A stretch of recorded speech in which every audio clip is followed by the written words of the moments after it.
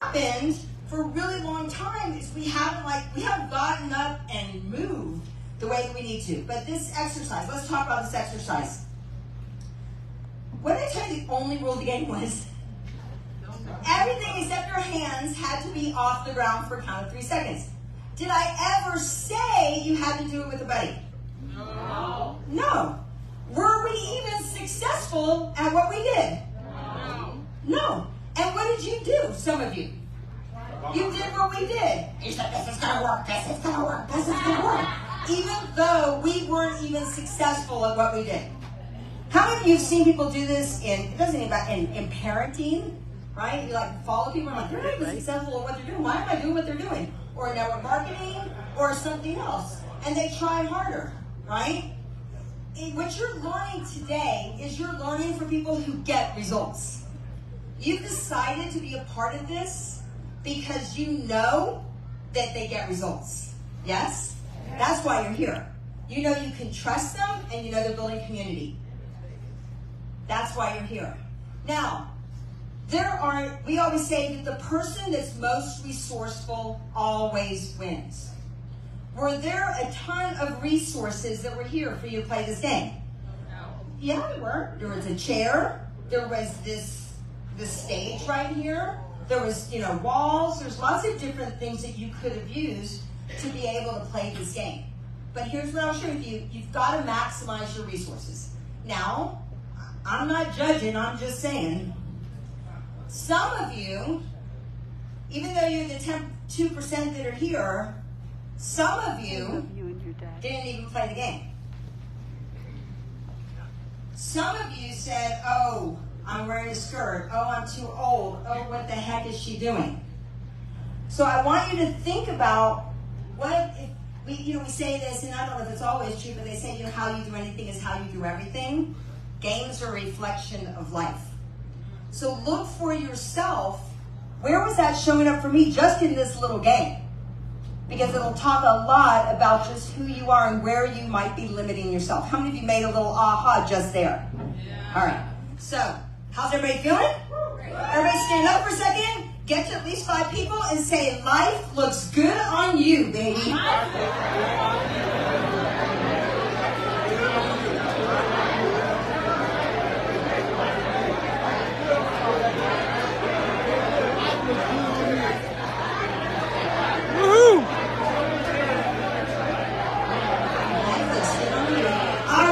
And notice someone say thank you for noticing.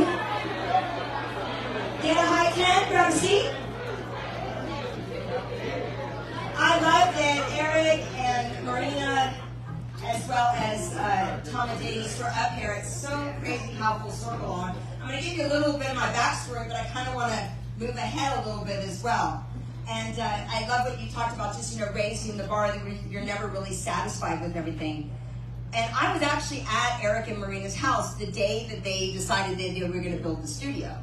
And what had happened was Tony Robbins had just done his first virtual event, and I was working the event. I was overseeing all of the crew for the event and helping, in that way. And he said, "How was the event?" I'm like, "Oh my God, it was amazing!" Like there were translation in 12 different languages and this and that.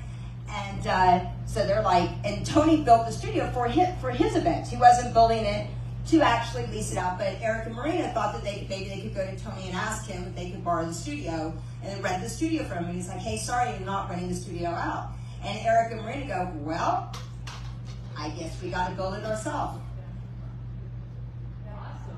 That's pretty freaking amazing. They didn't know how they were going to do it, but they had a vision of it. They already had 15,000 people that were signed up for an event that was going to happen at the MGM. So they signed. Could they have come up with some excuses? Could they have just canceled the event? Said, "We're not doing it," right? And so they went and Marina, and she had no experience with this, but she was hungry. And she had a bigger reason to serve. And that's why I believe that you're here too. Because you know how many people you're going to be able to serve through this opportunity. How many of you would agree? So she went and she built this studio and they did their event. And I'd seen Tony's events and I'd worked Tony's events and I presented at Tony's events. And I'm like, hang on a second. I live in Las Vegas. The studio's here, and I wasn't waiting for my company to put on an event. I want you to really hear that. Everybody was bitching and complaining of what was happening, and people were stuck. Who saw this before? And what happened was all the leaders were working really, really hard, and it got people really lazy. Like Eric was people got really lazy. How many of you would agree during that time? They just sat back, they plugged in, this and that. And I'm like, you know what? I'm going to rent the studio. And just so you know, it's not inexpensive. It's about $115,000 a day to rent the studio. And I was like, I don't know how I'm going to do it. I have no idea like what this means, but I know that I've got to show up as that leader. It's not like I have an extra $250,000 sitting around for an extra 6 months to work on it. And I decided to rent the studio. We had, I think, 10,000 people at the first event. We translated in 6. And I don't say that to impress you. I say that because leaders go first. Leaders see that vision of what's possible, and they think about something bigger than themselves. And I got a small team together, and we did this event. And then guess what? I'm like, oh my gosh, I know how to do that. That was great. I felt that adrenaline. Guess what? I rented the studio again. And I was like, well, hang on. I've got like a vision of something I'm going to do. I'm going to rent the studio again. So vision. How many of you have a real strong vision of what you know that you want to create? How many of you have a strong vision? And be honest with yourself, right? How many, if I could guarantee you, you would save someone's life just by saying yes to this and planting vision and planting hope in other people, you would just go for it. Like what these guys are creating for you, how many of you know that this is moving forward with you or without you? Right? I mean, it's like moving forward with or without you. We always say it's always between who? Between you and you. Always between you and you. And that's a hard thing to hear sometimes, right? It's like knowing that you need to go to the gym to work out, that's pretty much knowing, or that you need to work out, right? So if you want to feel great, look great, all of those different things, just what's the hardest part?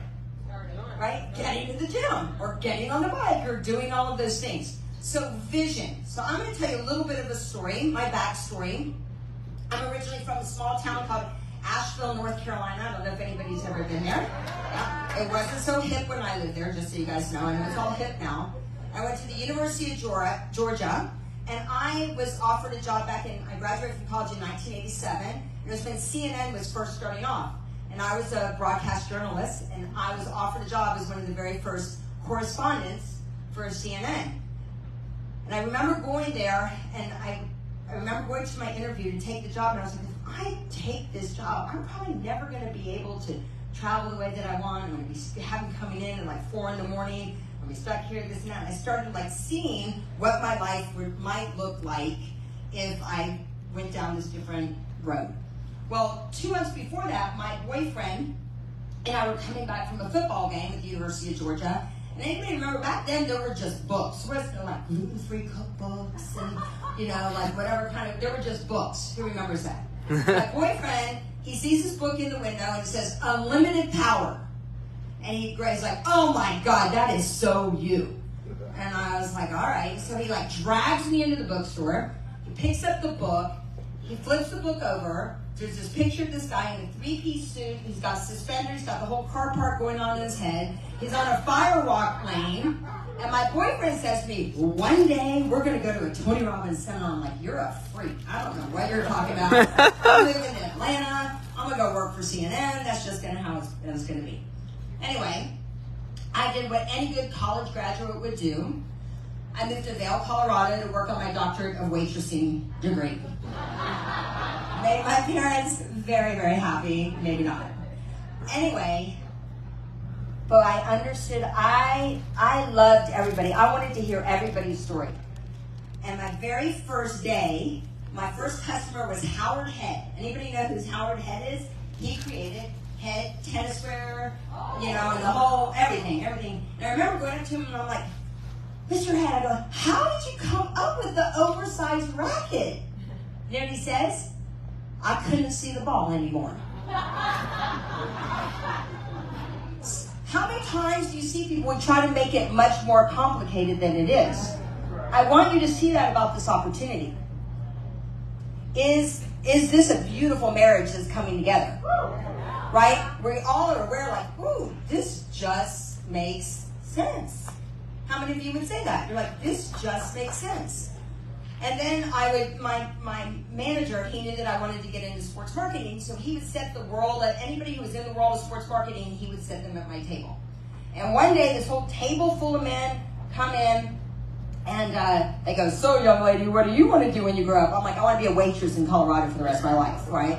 And I go, no, I want to get into sports marketing. They all start like kind of laughing and getting kind of smirky with me, and I'm like, listen, it's what I'm going to do. It turned out, like I said, it was the world of sports. It was Donald Dell, Mark McCormick, and at the head of the table was this guy named Joe Harper. He goes, my name is Joe Harper, and I'm general manager of the Del Mar Thoroughbred Club.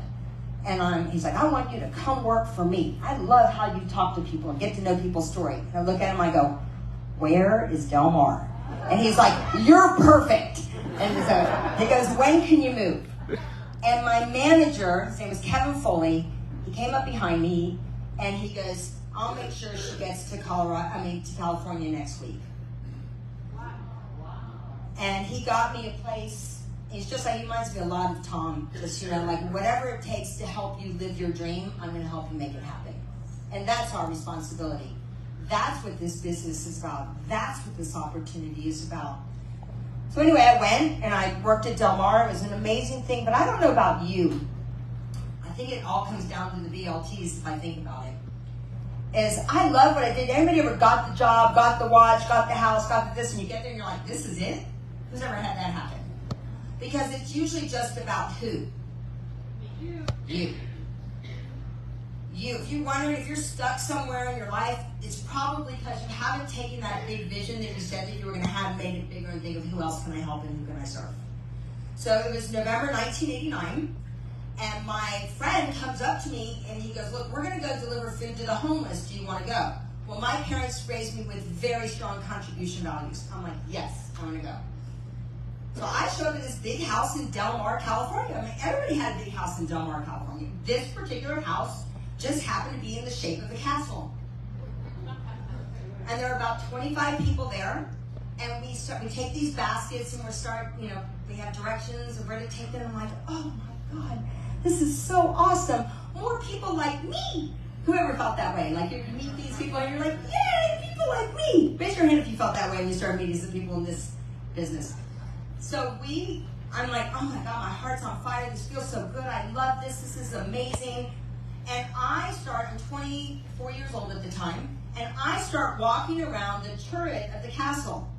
And in the turret, there's like this picture of this guy and Nelson Mandela, this picture of this guy and the president, this picture of this guy and Michael Jackson. And I get to one of those shadow boxes, and there is the book. And I'm like, oh my God, that's that book. That's that book that, Frank bought me in college. Like I'm talking to myself and looking at the book. And this guy comes up behind me and he's like, so have you read my book? And I'm like, no. And I'm like, that wasn't very nice to say to the guy. He goes, look, I saw you had a really great, it was Tony Robbins. And he said, look, I saw you had a really great time today. I'd like for you to stay for dinner. I'm like, awesome, cool, thank you. So I show up at this dinner and there's about 25 people, like I said, and it's set up like a horseshoe. And I was the third person in, and my friend who invited me, he had this other guy that was there as his friend. He's like, what's that? What's she doing here? I'm like, I don't know, that big guy, invited me to stay. He goes, do you realize where you are? And I'm like, dude, slow down. And he's like, this is Robbins Research International. And I'm like, all right, like whatever. He goes, you don't understand, this is Tony Robbins' house. I'm like, okay. And I love what you just said, Denise, because you said something really powerful. And I didn't think about it until I'm telling this story. Never again is that room just 25 people. Ever. I mean, I got goosebumps, and that's 33, almost 34 years ago. There's 34 years this now. And Tony asked each person to stand up and say what they were most grateful for. And I felt myself at 24 years old, my heart kind of sank for a second. Because I hadn't asked myself that question in a long time. And what this mandatory pause that happened in the world did for people, I think it got people to wake up of what's really important to them. How many for you? You woke up a little bit. But my question is, have you seen a lot of people fall back asleep? And there's a lot of people that fall back to sleep. Our job is to keep people awake. That is your job while you're here. So I remember I went back and Tony talks about something in his basic psychology about the 6 human needs. The need for certainty, the need for variety, the need for love and connection, significance, and growth and contribution. And what I love about this opportunity is it meets all those needs. How many of you would agree? Right? So I, though, went back to meet my need I was like, no, but it can't really be like that. People can't really be like this in the world. I've got to like work a job and I got to pay my bills. That's unfortunately what happens to most people in network marketing. That's why there are only a few 2%ers, right? They buy into the story that it can't really be like that. It's our responsibility. She's pretty cool, isn't she? That's Loren Lahav, and she met Tony Robbins 34 years ago, almost to the day, and has gone on to be somebody who has had a huge contribution in everything that he has built and is now leading and inspiring men and women around the world. So make sure you go check her out, Loren Lahav, Lahav, and her first name is Loren, LorenLahav.com. We miss you. We wish you were here. Stay tuned. More to come.